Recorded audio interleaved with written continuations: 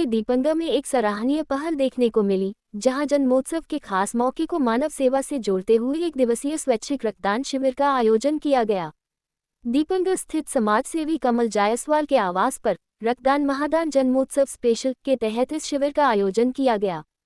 यह विशेष आयोजन रेलवे कर्मचारी पंकज रजक की पुत्री शानवी श्री के प्रथम वर्षगांठ के अवसर पर किया गया, जिसे सेवा और समर्पण का रूप दिया गया। शिविर का संचालन जवाहरलाल नेहरू चिकित्सा महाविद्यालय एवं अस्पताल से आए डॉक्टरों की देखरेख में किया गया। वहीं वी केयर संस्था ने भी इसमें सक्रिय सहयोग दिया। इस दौरान 25 से अधिक लोगों ने स्वेच्छा से रक्तदान कर मानवता का संदेश दिया।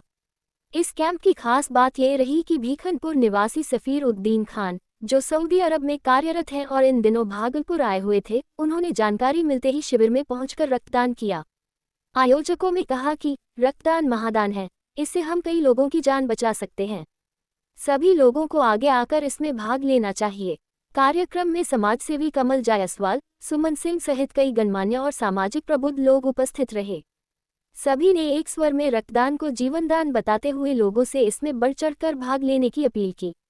ऐसे प्रयास न केवल समाज में जागरूकता बढ़ाते हैं, बल्कि जरूरतमंदों के लिए जीवन की नई उम्मीद भी बनते हैं। तो आपके चैनल के माध्यम से भागलपुर अंग जनपद के तमाम लोगों को मैं सिर्फ ये जानकारी देना चाहूँगा कि आज जो पंकज रजक जो रेलवे एम्प्लॉई हैं, उनकी बेटी का आज जन्मदिन है और उस अवसर पर इस व्यक्ति ने रक्तदान का आज जो है यह महादान का आयोजन किया है, जिसमें अभी तक 14 व्यक्ति के द्वारा ब्लड डोनेशन का काम किया गया और जिसमें वी केयर के लोग डॉक्टर मनोज हमारे बगल में हैं, सुमन सिंह हैं और जो ब्लड डोनर के रूप में जो हमारे बीच में अभी जो लोग आए हैं, पंकज रजक जो स्वयं अपनी बेटी का जन्मदिन के अवसर पर ब्लड डोनेशन का कैंप करा रहे हैं, उन्होंने पहला डोनेशन स्वयं किया।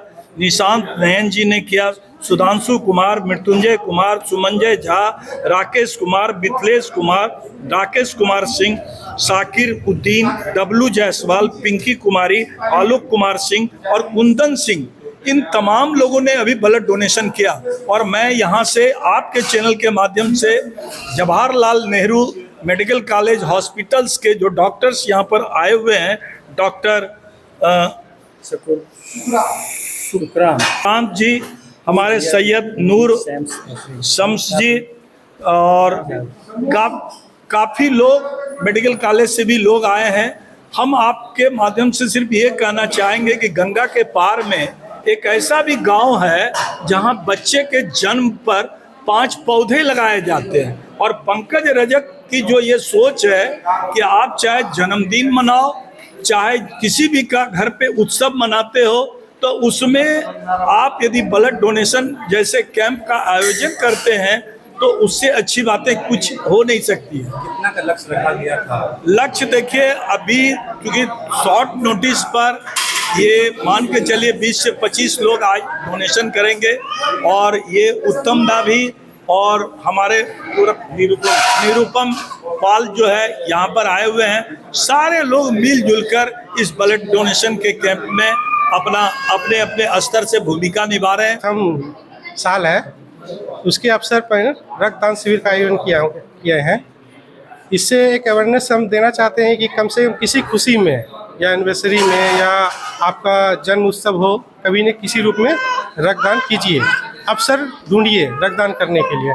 ये बहुत लोगों को फायदा करती है, बहुत लोगों की जान बचाती है। ये आयोजन कहाँ किया जा रहा है? ये आयोजन दीपनगर के कमल जायसवाल जी के आवास पर किया जा रहा है। आपका नाम? पंकज कुमार रजक। आपकी बेटी का नाम? हाँ, मेरी बेटी का जन्मदिन है। क्या नाम आपकी बेटी? शानवी श्री। कितने साल? प्रथम पहला। मैं अपनी शादी करने के लिए आया था, तो मुझे पता चला कि मनोज जी के यहाँ कैंप लगा है ब्लड डोनेट करने के लिए, इसमें आया हूँ। ये प्रेरणा को कहाँ से मिली कि हाँ ये अपने से ही अंदर से ही मुझे पता चला, अंदर से ही मुझे उत्तेजना मिलता है कि मैं डोनेट करूँ। आप लोगों से क्या आग्रह करेंगे? लोगों से आग्रह यही करना चाहते हैं कि सब लोग आए और डोनेट करें, ये अच्छा काम है।